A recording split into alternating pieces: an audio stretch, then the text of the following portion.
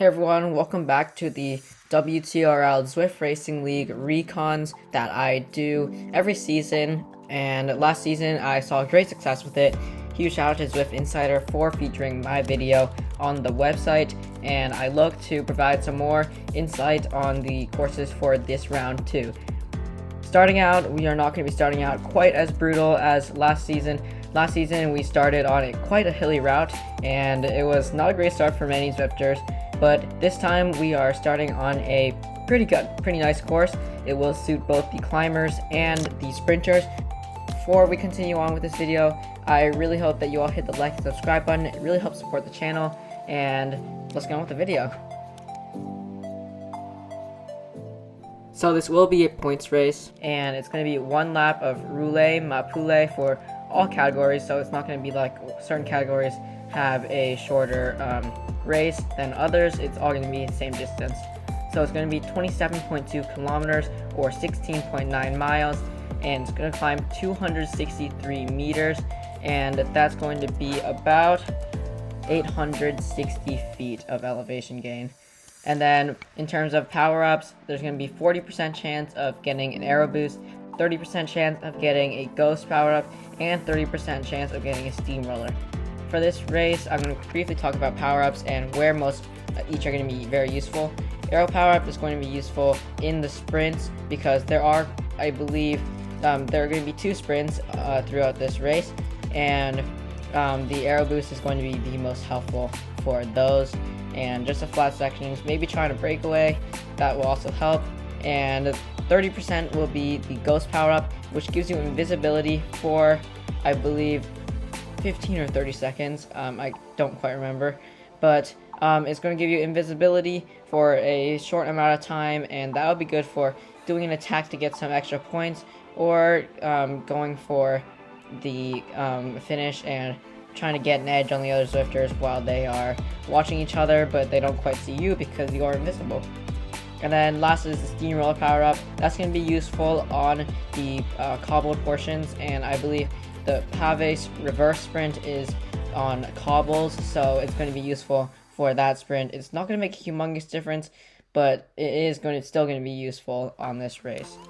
So as usual, FAL and FTS will be available. It's going to be the Aqueduct forward and the Pave reverse and the Marina forward sprint.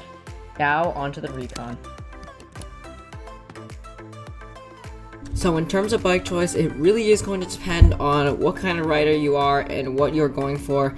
For a rider who is going for the sprints, definitely more aero setup, unless you are worried about getting dropped on that first climb, because if you get dropped on the climb, it's all over. There's really no shot at getting the sprint because the fastest sprints are typically in the front group, and that's where the FAL points are taken. So I would highly recommend this setup, the Venge S-Works with DT Swiss disc, for those of you who are going for the sprints, as the route is actually mainly flat.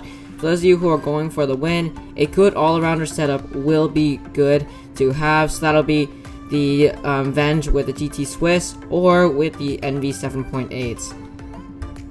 Tron is, as always, a very good option because it is a great all-arounder. It's got the aero and the lightweight all built into a really nice looking ride. That's it for bike choice. Now onto the Recon. The course starts near the marina area and makes its way up Ventop, but only for the first mile and a half of Ventop before making a left turn onto the Petite KOM. There you'll head down and you'll head into the Aqueduct KOM area. In terms of strategies for this first climb, it's going to really depend on what you want to do to the group. If you want to just sit in and save your energy so that you can have the most energy you can for the sprint, I'd highly recommend just sitting in, letting the other riders do the work, because you will hold a significant speed while going up this climb because there is going to be a big group. But if you are trying to kind of blow up the group and increase your chances of taking the win on this course, I'd highly recommend pushing the pace on the front. So you want to make sure that you're not off the front when that descent hits, because it is a fast descent, and if you get swept up on the descent, it's going to be really hard to catch back up to the main group. Lightweight riders want to make sure that they do not get dropped on the descent, and heavier riders will just want to super tuck and chill to really get the most out of the descent and just really save their energy. The next mile and a half is pretty chill, so not much is going to be happening. I do not see any attacks happening on this part of the course because it is very flat and attacks are not very likely to succeed when it is just pan flat like this. Now, something I did notice when I was racing this course was that I did get a power up at the base of that climb, so that makes me think that Zwift might have added some secret power up banner that gives you a power up for this course. I'm not sure if that's going to be working in WTRL races, but I did see that happen twice today while I was racing the course. Onto the Aqueduct KOM. This is going to be a really important part of the course because this is when riders are going to be putting in a huge effort, and if you are not with that group when a descent hits, it's pretty much over because it's going to be very hard to catch the main group when they are all flying down the descent. So you really want to make sure that you are putting in a big effort for the Aqueduct KOM if you want to be in contention for the finish or the upcoming sprints. Now, shortly after that, you'll hit the Pave sprint, which is around a 25-second sprint depending on which category you're in, and that's going to be another opportunity to grab a power up. So if you don't have a power up that you're happy with, I'd recommend using your power up on those cobbles, and that's where the steamroller is going to be the most effective.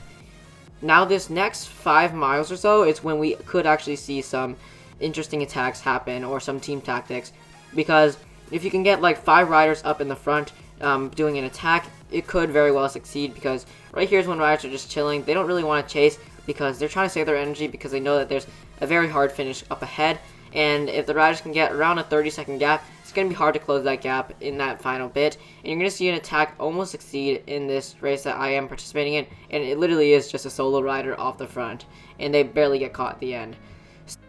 So it could work, but because the Marina Sprint is a segment on this course that will be getting FTS and FAL, it is going to be kind of tough because that's when rider speeds will really pick up, and that kind of damages the breakaway when there is a breakaway going, because the group speed after that remains high for the next minute or so while riders rejoin the group and keep the pace high. This portion of the course is going to be very flat with the occasional rolling hills, and you might see an occasional breakaway, but other than that, it's going to be very chill, and it's going to be an opportunity for riders to recover and get ready for the sprint that is upcoming. This is a place where you could try an attack if you are looking to do a team attack, but a solo attack would be too risky in this race.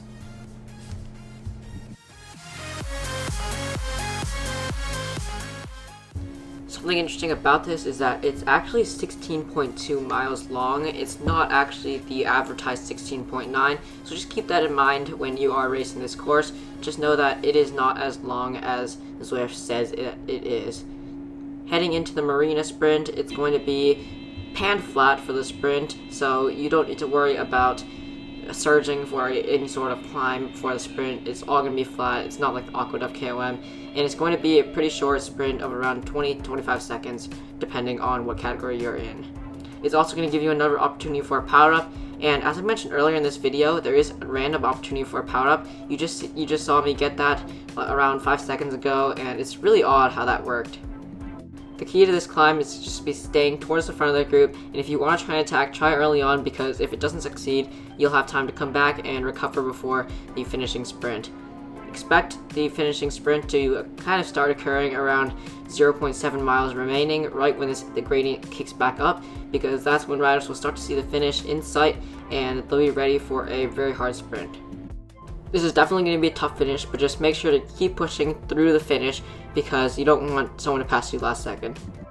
Thank you all for watching this video, and this just about concludes the video. So from here, I'm going to send you guys all off, and I wish you all the best of luck for this Zwift Racing League race. It should be a pretty fun race, and enjoy. See you all next week.